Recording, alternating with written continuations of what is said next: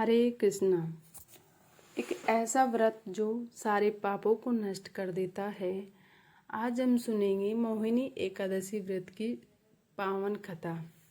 एक बार अर्जुन ने भगवान श्री कृष्ण से पूछा, हे प्रभु, इस एकादशी का क्या महत्व है? तब भगवान श्री कृष्ण बोले, हे अर्जुन, यह मोहिनी एकादशी जो सभी पापों को नष्ट करने वाली है। तो आइए, वैश्य धनपाल के दुष्ट पुत्र के उद्धार की कथा है मोहिनी एकादशी व्रत कथा। अर्जुन ने स्वयं श्रद्धा से युक्त कथा को सुनकर श्री कृष्ण से कहा, हे मधुसूदन, वैशाख माह की शुक्ल पक्ष की एकादशी का क्या नाम है तथा उसके उपवास को करने का क्या विधान है? कृपा कर यह सब मुझे विस्तार पूर्वक बतलाइए। श्री कृष्ण ने कहा, हे अर्जुन, मैं एक पौराणिक कथा सुनाता हूँ जिसे महर्षि वशिष्ठ जी ने श्री रामचंद्र जी से कहा, उसे मैं तुमसे कहता हूँ, ध्यान पूर्वक श्रवण करो। एक समय की बात है, श्री राम जी ने महर्षि वशिष्ठ जी से कहा, हे गुरु श्रेष्ठ, मैंने जनक नंदिनी सीता जी के वियोग में बहुत कष्ट भोगे। मेरे कष्टों का न्यास किस प्रकार होगा? आप मुझे कोई एक ऐसा व्रत बताने की कृपा करें जिससे मेरे सभी पाप और कष्ट नष्ट हो जाएं। महर्षि वशिष्ठ ने कहा, हे श्री राम, आपने बहुत ही उत्तम प्रश्न किया है। आपकी बुद्धि अत्यंत कुशाग्र और पवित्र है। आपके नाम के स्मरण मात्र से ही मनुष्य पवित्र हो जाता है। आपने लोकहित में यह बड़ा ही उत्तम प्रश्न किया है। मैं आपको एक एकादशी व्रत का महत्व सुनाता हूँ। वैशाख माह के शुक्ल पक्ष की एकादशी का नाम मोहिनी एकादशी है। इस एकादशी का उपवास करने से मनुष्य के सभी पाप तथा क्लेश नष्ट हो जाते हैं। इस उपवास के प्रभाव से मनुष्य मोह के जाल से मुक्त हो जाता है।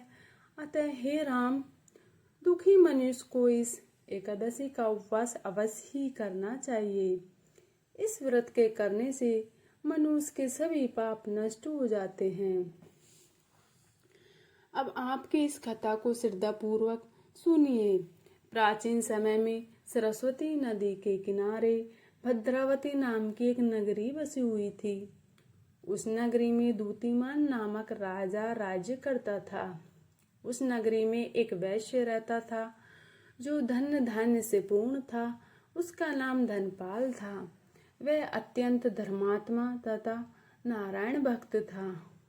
उसने नगर में अनेक भोजनालय, प्याऊ, कुएं, तालाब, धर्मशालाएं आदि बनवाई। सड़कों के किनारे आम, जामुन, नीम आदि के वृक्ष लगवाए जिससे पथिकों को सुख मिले।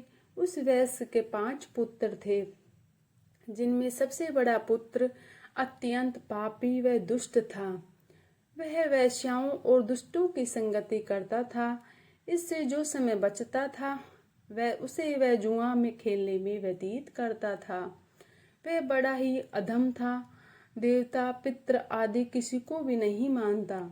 अपने पिता का अधिकांश धन वह बुरे व्यसनों में ही उड़ाया करता था। मद्यपान तथा मांस भक्षण करना उसका नित्य कर्म था। जब अत्यधिक समझाने बुझाने पर भी वह सीधे रास्ते पर नहीं आया तो दुखी होकर उसके पिता और भाइयों कुटुंबियों ने उसे घर से निकाल दिया और उसकी निंदा करने लगे। घर से निकलने के पश्चात वह अपने आभूषणों तथा वस्त्रों को बेचकर अपना जीवन यापन करने लगा और धन नष्ट हो जाने पर वैश्याओं और उसके दुष्ट साथियों ने भी उसका साथ छोड़ दिया।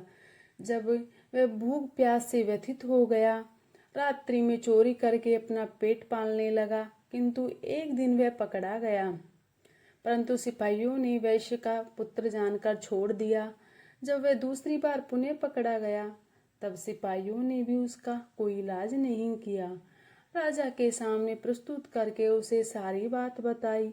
तब राजा ने उसे कारागार में डलवा दिया। कारागार में राजा के आदेश से उसे नाना प्रकार के कष्ट दिए तथा अंत में उसे नगर से निष्कासित कर दिया। आदेश दे दिया गया। दुखी होकर उसे नगर छोड़ना पड़ा। अब वह वन में पशु पक्षियों को मारकर पेट भरने लगा। उसके उपरांत बहेलिया बन गया। धनुष बाण से वन के निरीह जीवों को मार मार कर खाने और बेचने लगा।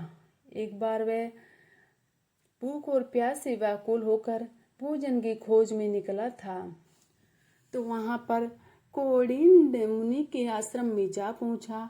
इन दिनों में वैशाख का महीना था। कौंडिन्य मुनि गंगा स्नान करके आए थे। उनके भीगे वस्त्रों के छींटे मात्र से